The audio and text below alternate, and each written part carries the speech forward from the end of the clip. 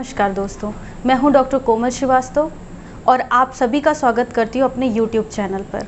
तो मैं आज आपको एक फैक्ट बताती हूं। 8% लोग इंडिया में मेंटल डिसऑर्डर से ग्रसित हैं और 15% ग्लोबली अफेक्टेड हैं। और अकॉर्डिंग टू WHO ये जनसंख्या जो है दिसंबर 2020 तक 20% हो जाएगी, यानी 20% लोग मेंटल डिसऑर्डर से ग्रसित होंगे। अगर आप देख पा रहे हैं तो ये न्यू इंग्लैंड जर्नल की एक चार्ट सामने लगी होगी, जिसमें आप देख रहे होंगे एंजाइटी डिसऑर्डर्स से कई लोग ग्रसित हैं, ड्रग यूज डिसऑर्डर्स हैं, अल्कोहल यूज डिसऑर्डर्स हैं, बाइपोलर डिसऑर्डर्स हैं, परवेजिव डेवलपमेंटल डिसऑर्डर हैं, चाइल्डहुड बिहेवियरल डिसऑर्डर हैं और अदर मेंटल डिजीज़। और एक last but not least depression, जो एक प्रमुख कारण है इंडिया का। अब मैं आपको डिप्रेशन के बारे में बताती हूँ। According to National Institute of Mental Health, depression एक कॉमन और सीरियस मूड डिसऑर्डर है। अमेरिकन साइकियाट्रिस्ट एसोसिएशन के हिसाब से ये एक मेंटल इलनेस है जो हमारी डेली की दिनचर्या को, जो हमारी रोज़ का रूटीन है, उसको नेगेटिवली अफेक्ट करती है। हमारा वर्किंग जो है उसको डेली नेगेटिवली अफेक्ट करती है। और मैं अब आपको कुछ साइन एंड सिम्टम्स बताती हूँ। According to National Institute of Mental Health, अगर आपको लगातार सैडनेस बनी हुई है, यानी परसिस्टेंट सैडनेस है, एंजाइटी है, एम्प्टी मूड है यानी खालीपन सा है, फीलिंग ऑफ होपलेसनेस और पिसिमिज्म है, यानी आपको लग रहा है कोई आपकी मदद नहीं कर सकता है, निराशावादी होते जा रहे हैं, सुसाइडल थॉट्स आ रहे हैं या फिर आप सुसाइड अटेम्प्ट कर चुके हैं, फीलिंग ऑफ गिल्ट है, वर्थलेसनेस और हेल्पलेसनेस, लॉस ऑफ इंटरेस्ट और pleasure in hobbies and activities. पहले जो आप काम करते थे उसमें आपका बिल्कुल मन ही नहीं लगता है, इंटरेस्ट बिल्कुल ख़त्म होता जा रहा है उन चीज़ों में जिससे आपको खुशी मिलती थी। डिक्रीज्ड एनर्जी होती जा रही है, आप बहुत जल्दी थकान फील करते हैं, डिफ़िकल्टी इन स्लीपिंग या ओवर स्लीपिंग हो सकती है, एपेटाइट चेंज हो सकता है आपका, आप एक जगह शांति से रह नहीं सकते, बहुत ज़्यादा रेस्टलेस हो रहा है, एक जगह शांति से बैठ नहीं पा रहे हैं, हेडेक और कुछ GI सिम्टम्स जो आते हैं। तो ये सारी चीज़ें national Institute of Mental health के अकॉर्डिंग मैंने आपको बता दी। फैक्टर्स बताती हूँ डिप्रेशन के। अगर आप कभी पहले डिप्रेशन से ग्रसित हुए हों या फिर घर में कोई मेंबर हो जिसे डिप्रेशन हो, और या फिर लाइफ में बहुत बड़ी चेंजेस हुए हों, स्ट्रेस एक प्रमुख कारण है, कोई ट्रॉमा हुआ हो, उसके बाद आप बहुत चिंतित रहे हों, या फिर आपको कोई फिज़िकल परेशानी है, कोई भी, अगर आप हैंडीकैप हैं या फिर उसे लेकर के आप बहुत ज़्यादा चिंतित रह रहे हैं, बहुत सोच रहे हैं, तो ये एक वजह हो सकती है डिप्रेशन की। मैं आपको डायग्नोसिस बताती हूँ डिप्रेशन के। ये जान लीजिए कि इसका कोई भी फिक्स डायग्नोसिस तो नहीं है, लेकिन जो हमारे न्यूरोट्रांसमीटर्स हैं उसका इम्बैलेंस हो जाता है। न्यूरोट्रांसमीटर्स जैसे कि डोपामिन, नॉरएपिनेफ्रिन, सेरोटोनिन, इनका इम्बैलेंस हो जाता है।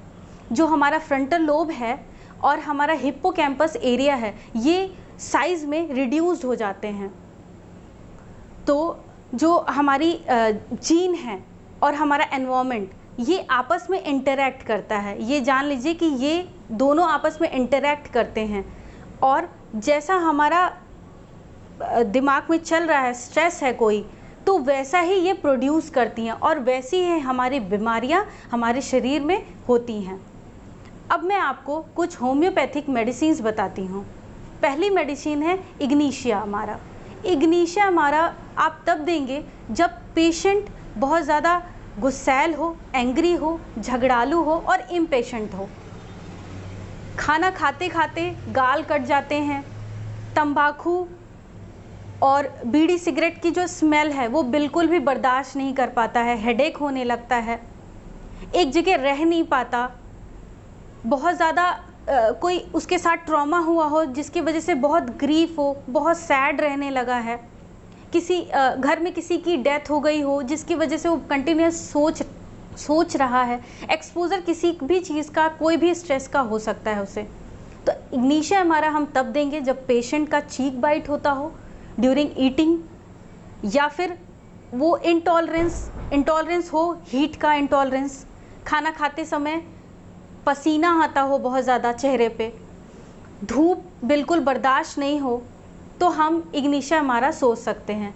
आप इग्निशिया एमारा 200 की डोज सुबह और शाम हफ्ते में एक बार दे सकते हैं, और इसे रिपीट आप डॉक्टर के कंसल्ट करने के बाद ही करें। नेक्स्ट मेडिसिन है नेट्रोम्यूर। नेट्रोम्यूर आप तब देंगे जब पेशेंट बहुत पतला दुबला होगा, उसका जो सीबीसी काउंट है वो बहुत ही गड़बड़ शो कर रहा होगा, खून की बहुत कमी होगी, और बहुत ज़्यादा ग्रीफ की वजह से वो क्या अकेला रहना पसंद करेगा ज़्यादातर, और रोने लगेगा, अपनी बातों को कहते कहते रोने लगेगा।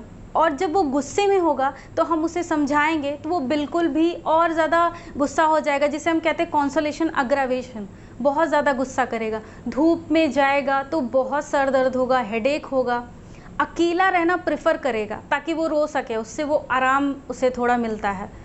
तो नेट्रोम्यूर हम तब देंगे जब पेशेंट बिल्कुल अकेला रहे, इरिटेबल रहे, और सीबीसी काउंट बहुत गड़बड़ हो, बहुत पतला दुबला हो, हेडेक होने लगे पेशेंट को सोचते सोचते, ग्रीफ बहुत ज़्यादा हो, समझाने पे बहुत गुस्सा करे। तो नेट्रोम्यूर 200 आप हफ्ते में 2 बार दे सकते हैं, और इसको हर हफ्ते नेट्रोम्यूर 2 बार बीडी आप पेशेंट को दे सकते हैं। थर्ड मेरी मेडिसिन है ऑरम मेटालिकम।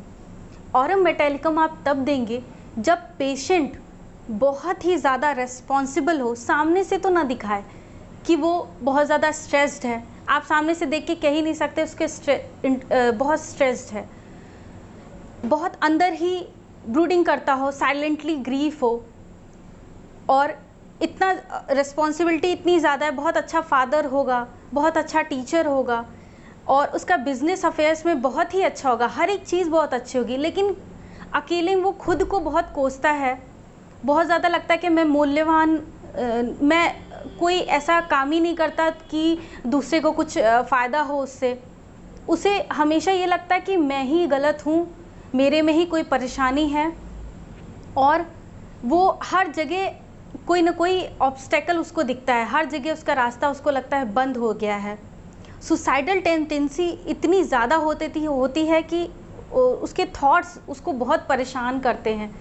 कभी कभी तो ये पेशेंट अटेम्प्ट करने की भी कोशिश करते हैं, तो इसके थॉट्स जो हैं बहुत स्ट्रॉन्ग होते हैं। आपको इन पेशेंट को देखने की, मिलने की बहुत ज़्यादा ज़रूरत है। तो ऑरम मेटालिकम ज़्यादातर हम इन्हीं पेशेंट को देंगे जिनमें रिस्पॉन्सिबिलिटी, जो बहुत अच्छे हैं, अपने हर एक चीज़ में बहुत अच्छे पोजीशन पे, हर एक चीज़ में बहुत अच्छे हैं, लेकिन अकेले रहना प्रेफर करते हैं, ये मिलना तक लोगों से पसंद नहीं करते। तो हम सोच सकते हैं ऑरम मेटालिकम के बारे में। तो ऑरम मेटालिकम 200 आप हफ्ते में 2 बार दे सकते हैं, सुबह और शाम, और इसको रिपीट नेक्स्ट वीक फिर कर सकते हैं। नेक्स्ट मेडिसिन है कालीफॉस। कालीफॉस 200 आप तब देंगे जब पेशेंट जो है वो नर्वस हो, बहुत ज़्यादा मेंटली और फिज़िकली, इसको बिल्कुल एवर्जन हो किसी से बात करने में, अकेला रहना चाहे बिल्कुल। ये जनरल तो मैं आपको सब डिप्रेशन के सिम्टम दे ही रही हूँ, लेकिन कुछ चीज़ें जो हैं वो अलग कर रही हैं इनको, जैसे कि जो कालीफॉस का मैंने बताया, वो नर्वस, फिज़िकली और मेंटली दोनों होगा, बिल्कुल एक जगह बैठ नहीं पाएगा, बिल्कुल बेचैन रहेगा, और बहुत वीकनेस लगेगी, और इतना ज़्यादा लेथार्जी, मतलब कोई काम करने में जी नहीं करेगा, मन नहीं करेगा। तो कालीफॉस 200 हम पेशेंट को दे सकते हैं। तो दोस्तों, ये रही होम्योपैथिक मेडिसिन की बातें। इसके साथ साथ आप साइकोथेरेपी पेशेंट को दे सकते हैं। साइकोथेरेपी आप यूट्यूब पे सर्च करेंगे तो आप उसमें देख सकते हैं कि कुछ बिहेवियरल थेरेपी होती है जो पेशेंट को हम देते हैं। मैंने सामने चार्ट लगा दिया है, अगर आपको दिख रहा है तो आप उसमें देखेंगे, उसमें लिखा हुआ है एक टॉक थेरेपी होती है, पेशेंट से बातें करना। काउंसलिंग कर सकते हैं पेशेंट को, एक साइकेट्रिस्ट के पास जाके काउंसलिंग कर देगा वो। कंजेनाइटल बिहेवियर थेरेपी देगा इंटरपर्सनल थेरेपी और प्रॉब्लम सॉल्विंग थेरेपी, ये सारी एक साइकोथेरेपी हैं जो हम पेशेंट को दे सकते हैं। साथ ही साथ मैं आपको कुछ टिप्स देने वाली हूँ जो साइंटिफिकली प्रूवन हैं। हार्वर्ड यूनिवर्सिटी के हिसाब से अगर हम एक्टिव एक्सरसाइज करें, कुछ खेल कूद जैसे हुआ, मेडिटेशन, योगा, अगर ये सब करें तो हम डिप्रेशन से काफ़ी हद तक छुटकारा पा सकते हैं। सेकंड, हम कुछ ऐसे रियलिस्टिक गोल लें, जैसे कि ऐसे गोल्स हों जो बिल्कुल रियल हो, ऐसे गोल्स ना हो कि जिसको हम पा ही ना सकें, ऐसे गोल्स रखें। और हमारा मूड, हमेशा हमें सोचना चाहिए कि हमारा मूड जो है हर दिन इम्प्रूव कर रहा है।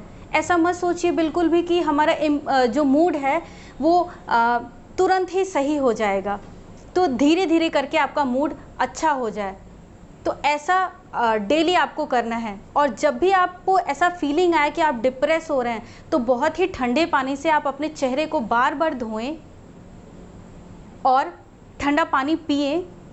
और अगर कभी कभी ये जान लीजिए कि ग्लूकोज की कमी से भी होती है ये, तो ग्लूकोज के फॉर्म में आप क्या कर सकते हैं कि बिस्किट, अगर आपके पास रखी हो बिस्किट हो, डार्क चॉकलेट हो, उसे आप तुरंत खा लें, तो आपकी ये जो समस्या है कुछ हद तक, बहुत ही हद तक बहुत रिलीफ मिलेगी।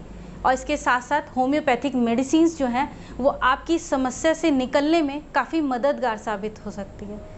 तो मैं आशा करती हूँ आपको वीडियो मेरा बहुत अच्छा लगा होगा। आप मेरे चैनल को ज़रूर सब्सक्राइब करें, लाइक करें और अपने दोस्तों के साथ फॉरवर्ड करना बिल्कुल ना भूलें, ताकि आपके जो दोस्त हैं डिप्रेशन या फैमिली मेम्बर हैं वो डिप्रेशन से जूझ रहे हैं, तो उन तक ये वीडियो पहुँचे और हेल्प हो सके उनकी मेरे माध्यम से।